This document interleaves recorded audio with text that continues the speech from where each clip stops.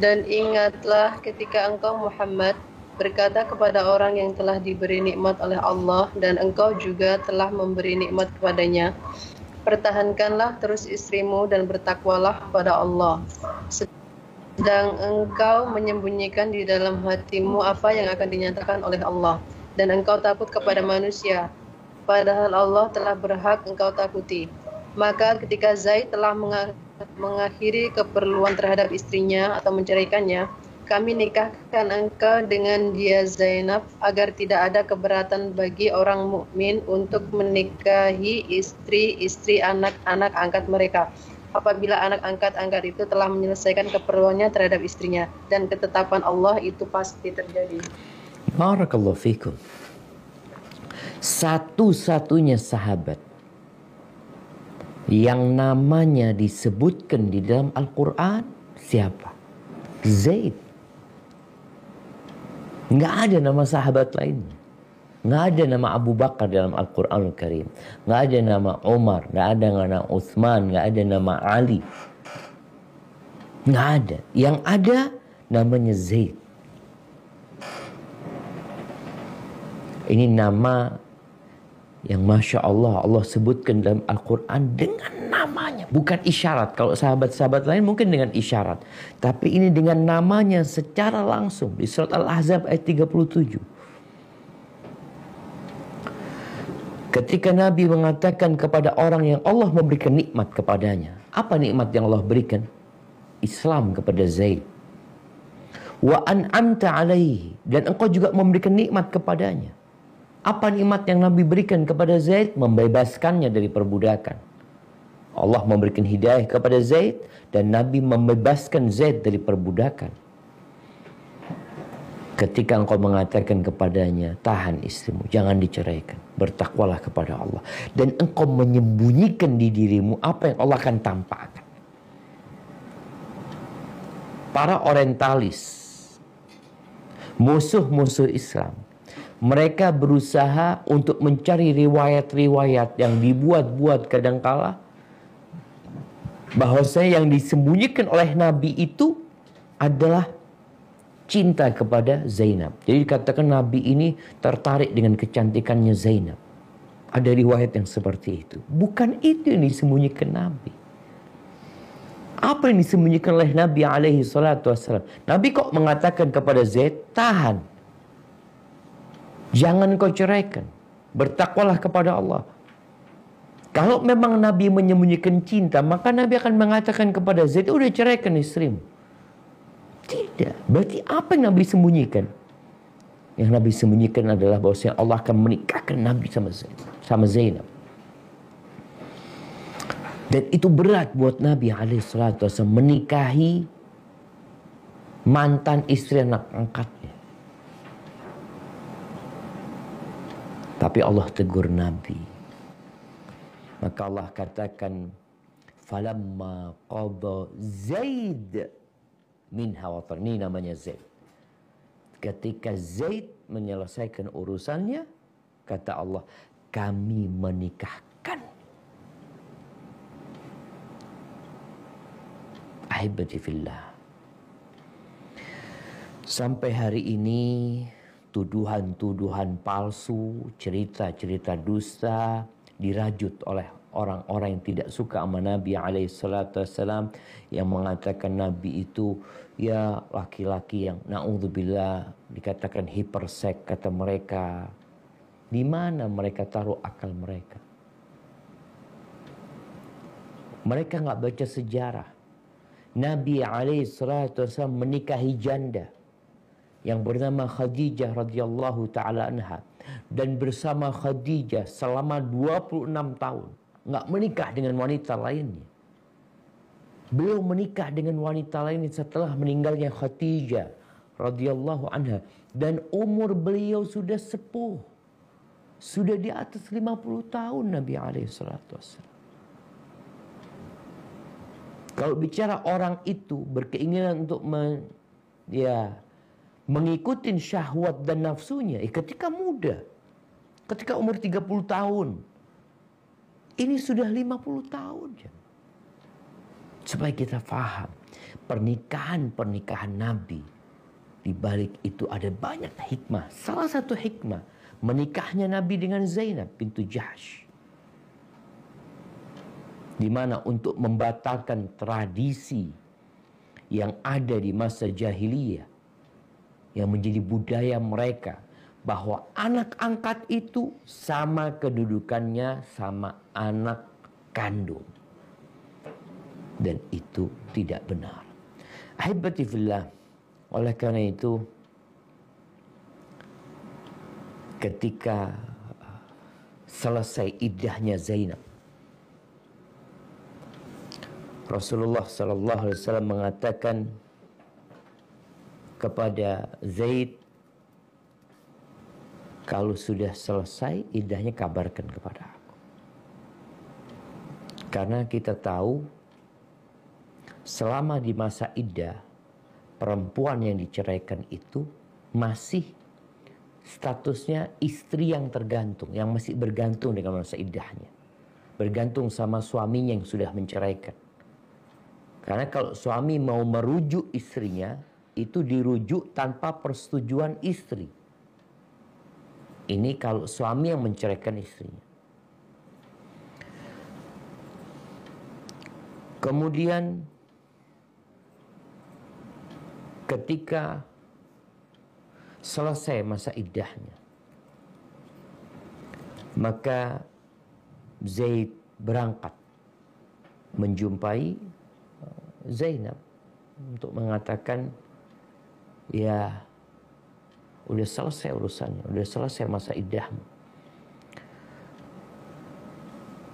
Dan Zaid tidak mau memandang kepada istrinya lagi. Ya karena sudah selesai masa iddahnya. Ya Zainab. Dia mengatakan, wahai Zainab, Rasulullah SAW menyebut namamu. Maksudnya untuk dinikahin sama Nabi SAW. Apa kata Zainab? Ma ana bisani'atin syai'an hatta u'amira Rabbi. Aku gak akan berbuat apa-apa sampai aku meminta arahan dari Allah Azza wa Jalla. Mau istikharah saya. Pada waktu Zainab mau menikahi Zaid, dia mengatakan, aku akan memikirkan. Bukan mau istikharah. Tapi ketika dia dipinang sama Nabi SAW, dia mengatakan, wa amir Rabbi. Maka Zainab berangkat ke tempat sholatnya, dia sholat, datang firman Allah. Turun firman Allah Azza wa Jalla yang menyatakan bahwasanya Allah menikahkan Nabi dengan Zainab. Maka Nabi SAW menjumpai Zainab. Karena sudah jadi istri. Disinilah Zainab bintu Jahsh itu, kalau berbangga-banggaan sama istri Nabi yang lainnya, dia mengatakan, zawwajakunna ahalikunna, kalian dinikahkan oleh keluarga kalian. Wa zawwajani Allah, dan aku dinikahkan oleh Allah min fauqi sab'i samawat, dari atas langit ketujuh sana Allah menikahkan aku. Betul. Yang menikahkan Zainab dengan Nabi SAW adalah Allah Jalla Jalaluhu. Ahibati fillah, di antara riwayat yang disebutkan oleh para sejarawan yang bertentangan dengan apa yang tadi kita bacakan dari firman Allah Azza wa Jal, ini disebutkan oleh Ibnu Ishaq bahwasanya Zaid bin Harithah sakit. Lalu Nabi SAW membesuk Zaid. Ketika membesuk Zaid bin Harithah, di kepalanya Zaid itu ada Zainab bintu Jahsh yang sedang duduk. Lalu Zainab berdiri untuk beberapa urusannya. Nabi melihat kepada Zainab. Kemudian beliau menggerakkan kepalanya, menundukkan kepalanya sambil berkata, Subhanallah, muqallibal qulub wal absar. Lalu Zaid mengatakan, Utalliqaha laka ya Rasulullah, aku menceraikannya untukmu wahai Rasulullah. Ini cerita dusta. Kenapa? Zainab ini sepupunya Nabi SAW. Jadi nggak ada yang mengatakan bahwasanya Nabi pertama kali melihat Zainab, jadi beliau takjub dengan kecantikan Zainab. Subhanallah, yang melamar Zainab ini buat Zaid itu Nabi SAW. Kok kemudian ada yang mengatakan Nabi nggak pernah melihat Zainab? Nabi datang melamar Zainab buat Zaid. Dan Zainab ini sepupu Nabi SAW. Sehingga cerita-cerita yang dibuat adalah dalam rangka menjatuhkan kehormatan Nabi SAW. Padahal beliau adalah ma'sum. Beliau terjaga dari dosa SAW. Dan Allah menceritakan kenapa Allah menikahkan Zainab dengan Nabi SAW. Kenapa? Agar tidak ada lagi perasaan berat, perasaan gak nyaman untuk menikahi istri dari anak-anak angkat kalian. Agar hilang tuh jemaah semua pemikiran bahwasanya anak angkat itu berstatus seperti anak kandung. Ahibati fillah. Zainab, kita ini jadi ingat sama Zaid terus. Zainab bintu Jahsh radhiyallahu taala anha, dia meriwayatkan beberapa hadis dari Nabi alaihi salatu wassalam. Sebagaimana Al-Imam Bukhari dan Muslim meriwayatkan kira-kira ada 11 hadis atau yang diriwayatkan, yang disepakati oleh Imam Bukhari dan Muslim itu ada 2 hadis dari hadisnya Zainab bintu Jahsh radhiyallahu taala anha. Al-Imam Muslim meriwayatkan dari Aisyah radhiyallahu taala anha. Qalat, Aisyah mengatakan, qala Rasulullah sallallahu alaihi wasallam, asra'ukunna lihaqan bi atwalukunna yadan. Nabi SAW mengatakan, yang paling cepat meninggal dari istri-istriku ini, yang paling cepat bergabung sama Nabi SAW adalah yang paling panjang tangannya. Qalat fakunna yatatawalna ayyatuhunna atwalu yadan. Istri Nabi itu akhirnya panjang-panjangan tangannya. Karena dalam pandangan mereka yang paling panjang tangannya itu yang paling mati duluan. Mereka panjang-panjangan tangan.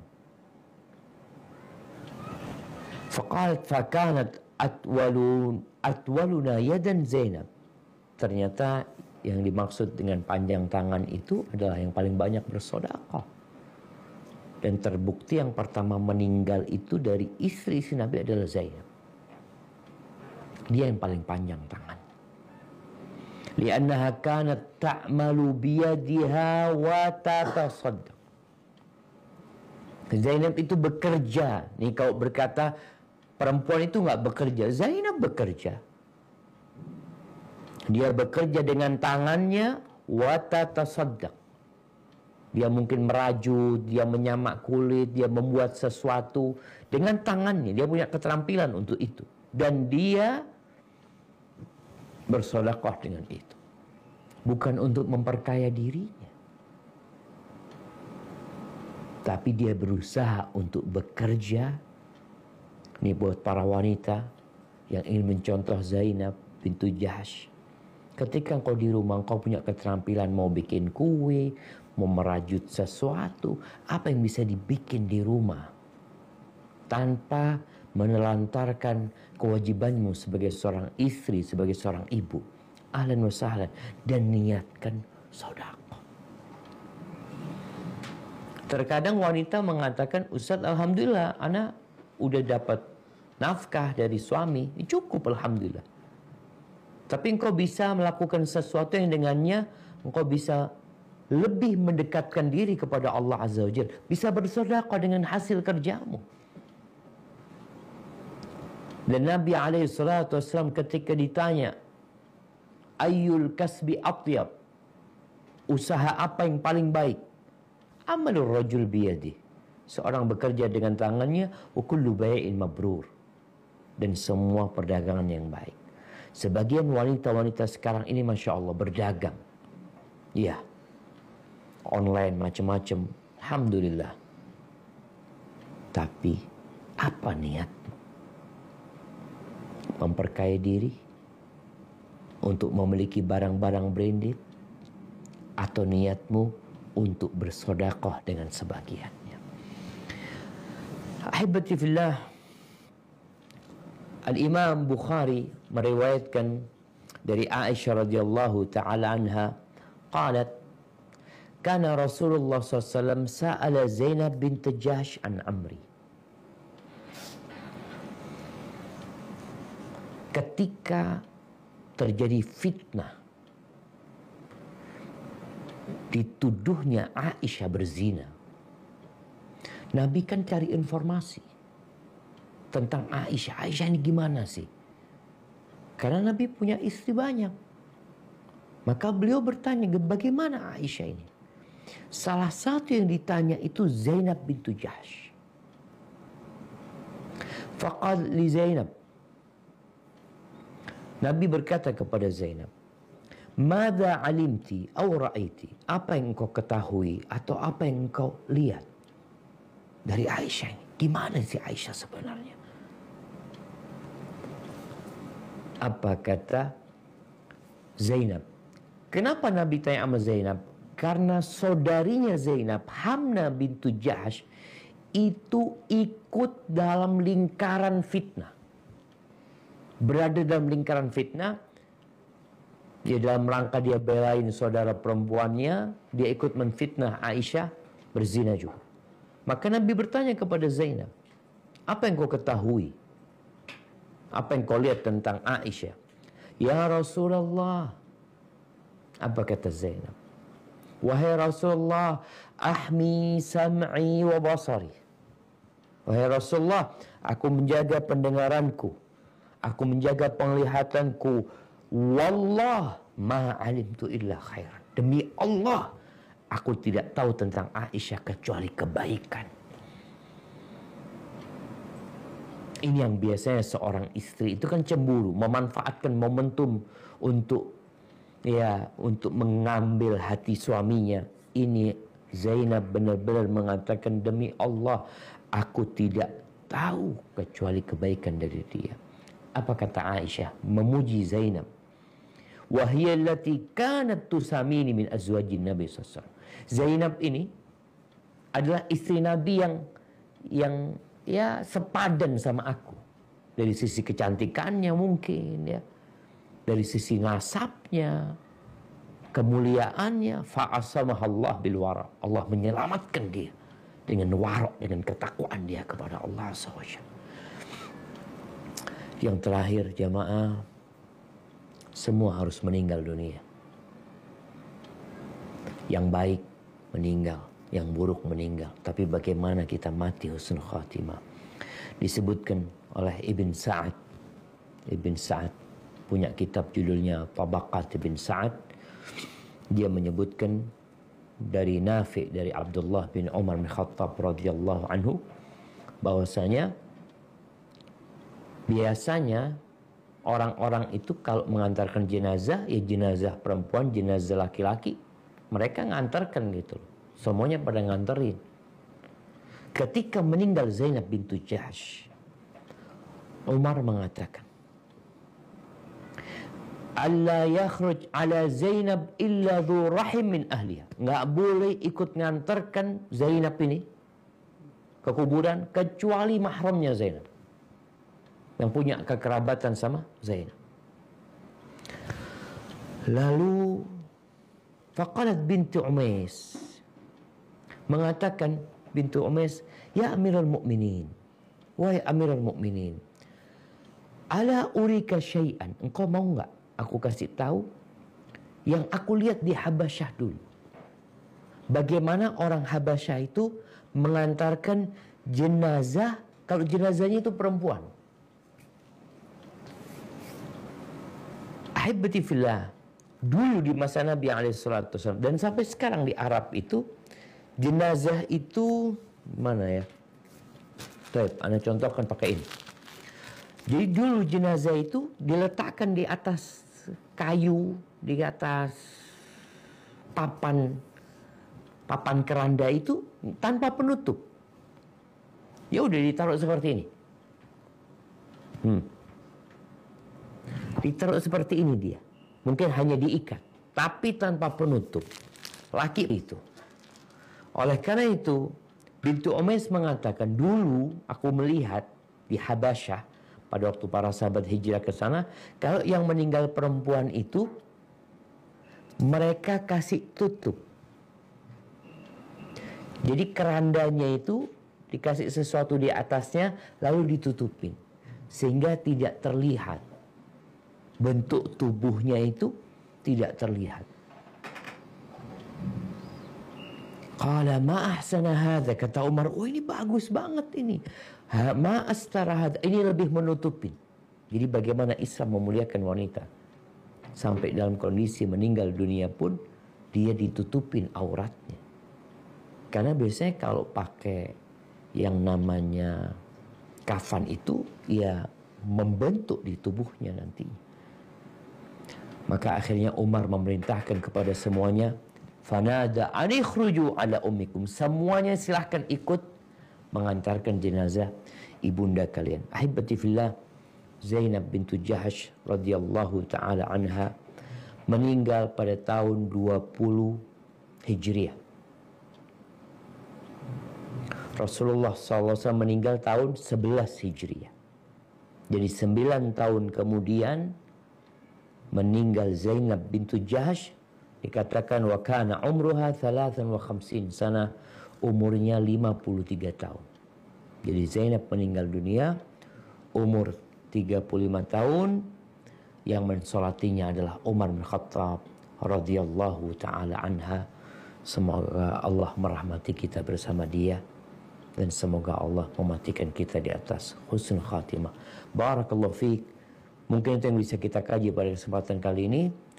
Kurang lebihnya mohon maaf. Kita masuk ke sesi tanya jawab. Naam, Ana persilahkan. Assalamualaikum Ustaz. Waalaikumsalam warahmatullahi wabarakatuh. Dari Sydney Ustaz. Naam, tafadhal. Mau tanya, kalau dalam sebuah grup WA gitu ya Ustadz, ada 1 atau 2 orang fulan Ustadz yang sukanya ngeluarin tulisan-tulisan broadcast yang menjurusnya itu menjelekkan Ahlus Sunnah. Bagaimana sebaiknya kita menyikapi Ustadz? Sedangkan di grup itu dilarang untuk berdebat atau membahas soal yang kontroversi seperti ini gitu Ustadz. Jazakallah khair. Terus kenapa dia bisa broadcast itu? Kalau aturan di grup nggak boleh. Jadi boleh untuk naro-naro tulisan, tapi jangan berdebat gitu Ustaz. Nah, tulisan yang dikeluarin ini menjelekkan Ahlu Sunnah wal Jamaah. Tapi kalau kita debat nanti kita ditegur Ustaz, nggak boleh gitu. Sebaiknya bagaimana menyikapinya? Masya Allah. Barakallahu fiik. Nah, ahibati fillah. Ini berangkat dari kecemburuan seorang muslimah terhadap agamanya. Yang kita tahu, man ra'a minkum munkaran falyughayyirhu biyadihi. Barang siapa melihat kemungkaran, hendaklah dia merubah dengan tangannya. Fa in lam yastati' fa bilisanihi. Enggak mampu maka dengan lisannya. Enggak mampu maka dengan hatinya. Wa dzalika ad'aful iman. Itu adalah selemah-lemahnya iman, yakni mengingkari dengan hati. Kalau tadi dikatakan kita melihat ada sebuah kemungkaran dalam grup, apa ya sikap kita seharusnya? Bisa jadi ada perkara-perkara yang didiamkan karena dia akan menguap. Kalau dikomentari malah akan rame. Tapi ada hal-hal yang perlu didiamkan. Ini yang pertama. Yang kedua kayaknya enggak, Ustaz, enggak bisa didiamkan, Ustaz, karena ini sudah berdampak kepada yang lainnya. Oh, kita melihat berarti ada dampak negatif atas postingan tersebut.